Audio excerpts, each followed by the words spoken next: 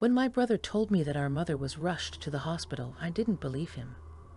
At least not until I left the university campus, went home, found it empty, and rushed to the address he gave me over the phone call.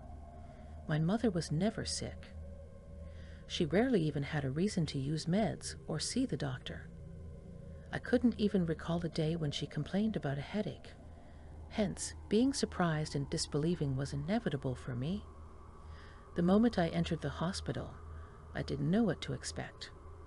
But my mouth lost the position to describe what my eyes saw. Not only was I speechless, but I didn't know how to react. My mother lay on the hospital bed. Her head was wrapped in bandages, her legs and hands too. She couldn't look at me with her swollen eyes and lips. I so wanted to know what happened to her and made her that way. My brother took me out of the room after a while. What happened? I asked him, and he was both happy and sad to narrate the story. Happy because he could finally share the burden with someone. Sad because the story affected our mother. From my brother's side of the narration, the strange happening started before my father left the house. My dad and mom haven't had the best relationship since we were young. They fought at the slightest chance, argued, and were always at loggerheads. I never thought they would last together for as long as they did. Their nothing close to smooth relationship was one of the reasons why I chose a university far from home. I didn't want to be involved with them, and I also prayed that they found peace together. It didn't mean I didn't love them.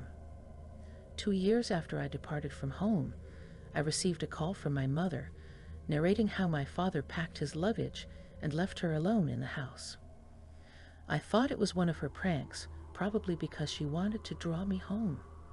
So I simply consoled her and told her that father would come back to her. After that call, I didn't check on her. It took another 2 weeks for me to become remorseful. My brother called and said that he'd gone home to meet Mom because my dad indeed left her alone. I called my mother and apologized for my insensitivity. She accepted my apology and I ended it there. If my brother was at home with her, I had no reason to go there.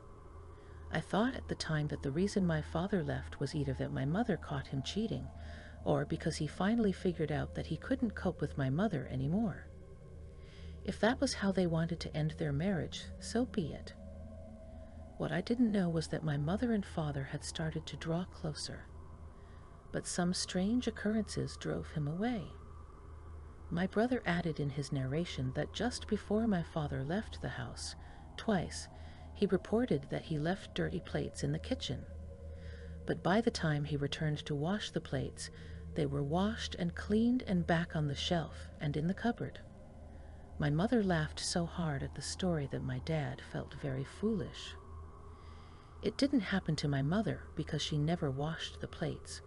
My dad always did the washing, even when they weren't each other's best. It was a simple, unspoken rule. She simply told my dad that he was probably imagining things, and he washed the plates but forgot that he did. My dad never talked about the plate issue again.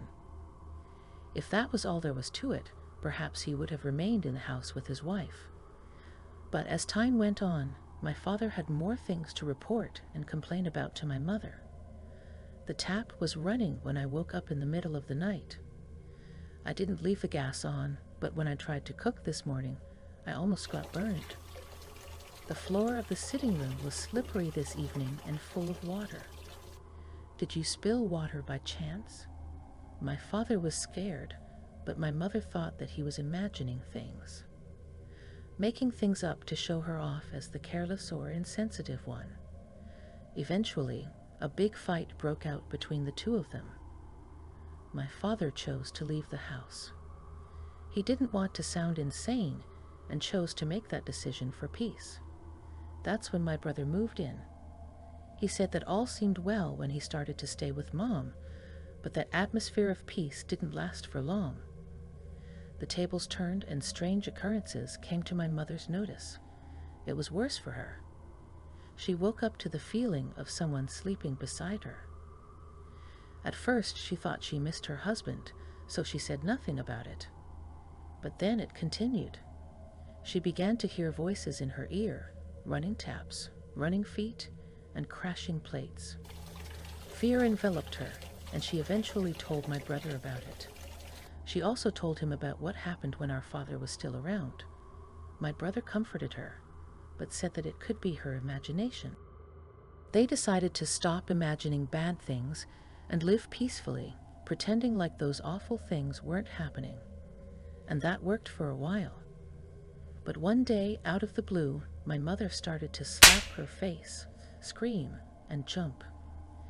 It became really bad, and my brother decided to take her to the hospital. The doctor gave her medicine and concluded that it was merely hallucinations. They returned home. With time, they hoped that all would be well and the imaginations would stop. But the worst came. My mother woke up early one morning, drawn by the sound of soft knocks on the door. She rushed out of her room, but first turned off the running tap in the bathroom. She was at the edge of the staircase when a voice whispered something in her ears. Hearing those words, my mother screamed so loud and slapped herself hard on the face.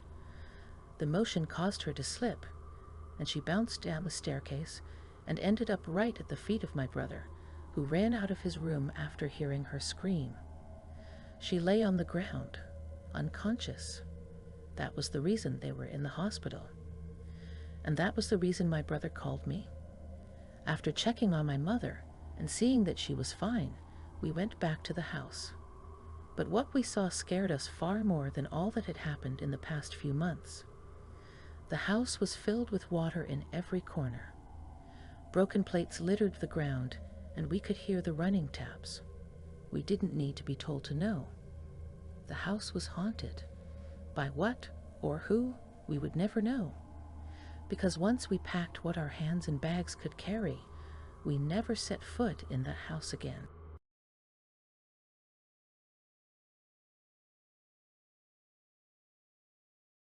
This happened to my sister about 15 years ago when she was still in high school, and I was in middle school.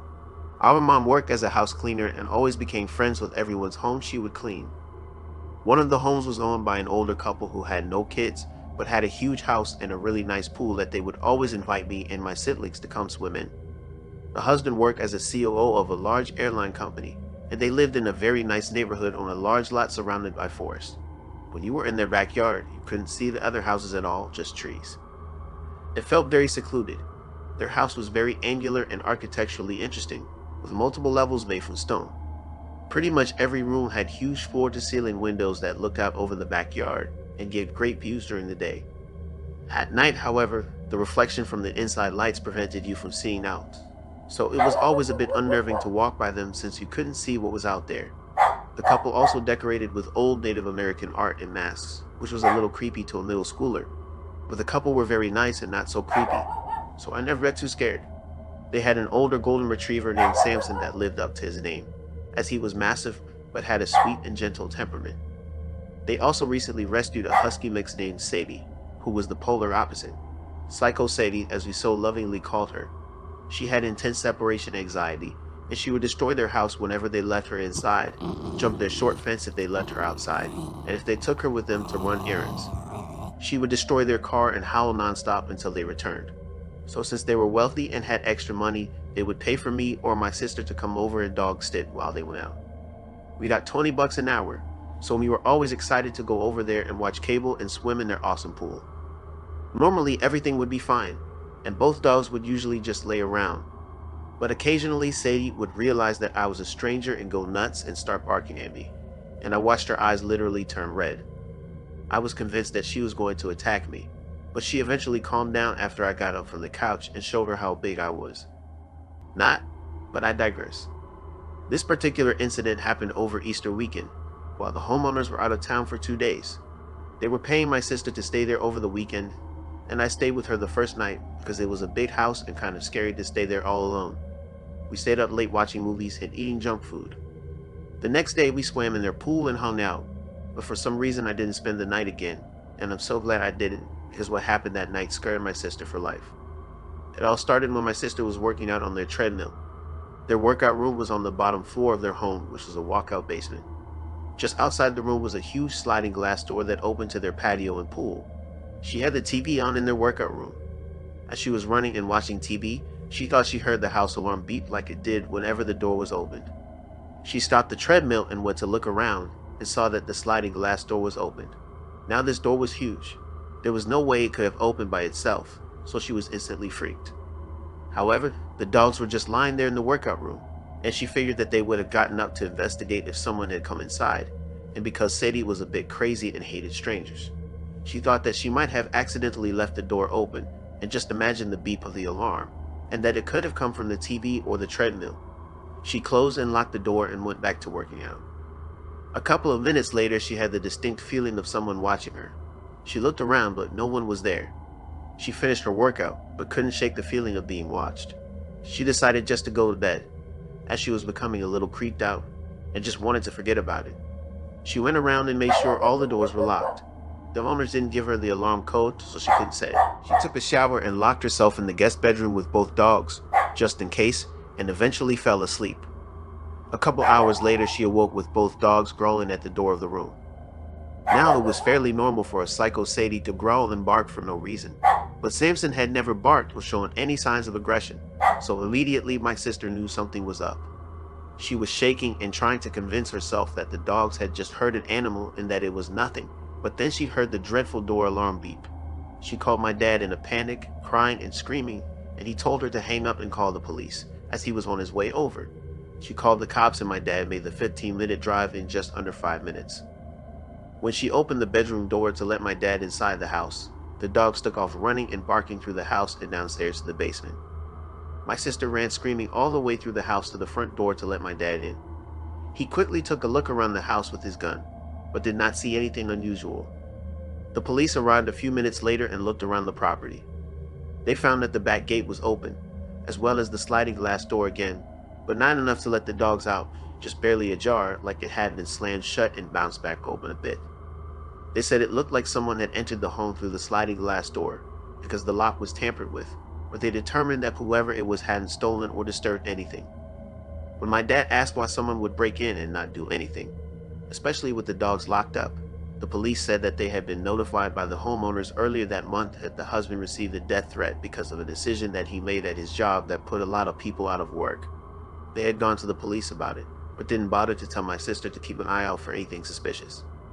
Needless to say, we never dog sat for them again, and they moved out of state within a few months because the husband lost his job. And if you ask me, he deserved it.